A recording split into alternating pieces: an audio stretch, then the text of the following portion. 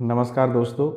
आज YouTube के माध्यम से कई दिनों बाद हम रूबरू हो रहे हैं और हम जिस विशेष मुद्दे पर बात करने वाले हैं और वो है राजस्थान पुलिस का जो PSI का जो टेस्ट है सब इंस्पेक्टर का।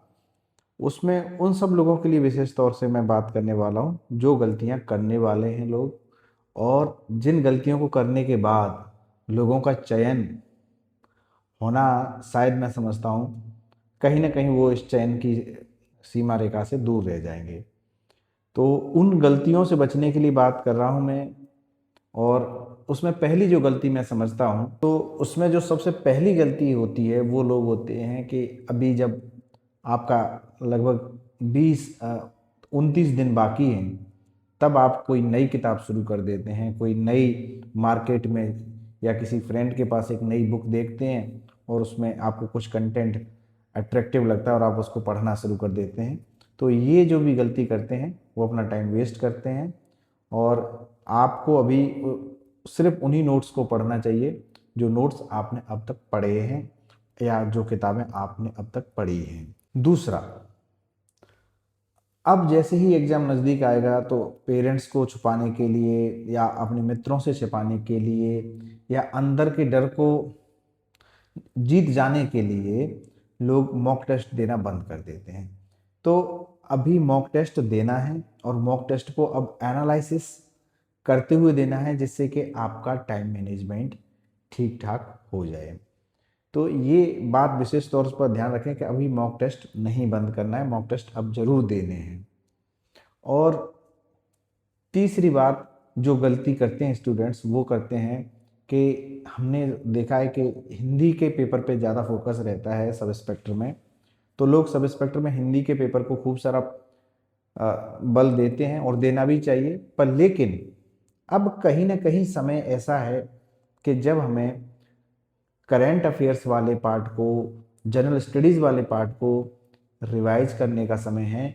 क्योंकि आपने हिंदी में लगातार इतने दिनों से लगातार उसी कंटेंट को पढ़ा है, पर लेकिन सबसे बड़ी जो भूल होती है लोगों से, जहाँ नेगेटिव मार्किंग होने की सबसे ज़्यादा संभावना होती है, और वो संभावना होती है जीके वाले पार्ट में। क्योंकि आप उसको लाइटली लेते हैं, आपने सोचा था कि बहुत दिन से हम लगातार हिंदी में मार्क्स ज़्यादा अचीव कर लेंगे तो आपको मेरिट लिस्ट में आ जाएंगे। ऐसा नहीं है, इसमें वेटेज लगभग दोनों का बराबर है। बस ये है कि एक स्कोरिंग है और एक कम स्कोरिंग है, पर लेकिन जहाँ कम स्कोरिंग है वहाँ पर भी आपका स्कोर मेरिटोरियस होना चाहिए। इसलिए आप इसको इस समय मल्टीपल टाइम रिवाइज करें और अगले 10 दिन में एक बार पूरे जीएस वाले पार्ट को रिवाइज कर लेंगे तो आपके लिए बेटर रहेगा, जिससे आपके नेगेटिव मार्किंग कम होगी। चौथी गलती, स्टूडेंट्स अभी टाइम मैनेजमेंट नहीं कर पाते हैं। अभी टाइम मैनेजमेंट का मतलब ये है कि जैसे जैसे प्रेशर क्रिएट होने लगेगा परीक्षा का, तो या तो बहुत अधिक पढ़ने के चक्कर में रात की नींद गंवाना शुरू कर देंगे, या हो सकता है कुछ बच्चे भयभीत होने लगेंगे, या कभी हो सकता है कुछ छोटी मोटी चीज़ों में इन्वॉल्व होने लगते हैं। तो कहीं ना कहीं या तो ओवर कॉन्फिडेंस हो जाते हैं या लो कॉन्फिडेंस की वजह से या स्ट्रेस की वजह से उनका टाइम मैनेजमेंट बिगड़ जाता है। या जिन लोगों ने टाइम मैनेजमेंट में परीक्षा नहीं दी है उनको उतने क्या सही परिपक्व समय में, जो एक्यूरेट समय में, क्या वो एग्जाम हॉल में बैठ पाएंगे या अपने क्वेश्चंस को सॉल्व कर पाएंगे। तो ये दोनों ही प्रकार के टाइम मैनेजमेंट की बात करता है जिस पर आप ज़रूर फोकस करें। यदि ये मिसमैनेजमेंट करेंगे तो आप कहीं ना कहीं चयन से अब दूर रह जाएंगे।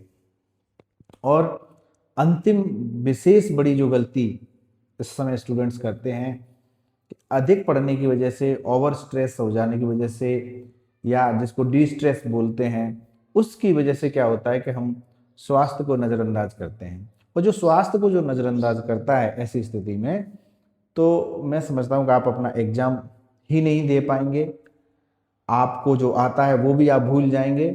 तो कृपया करके आप अपने हेल्थ को ज़रूर ध्यान दीजिए। सही समय पर जगना, सही समय पर सोना, सही डाइट लेना आपके लिए निहायत ही ज़रूरी है।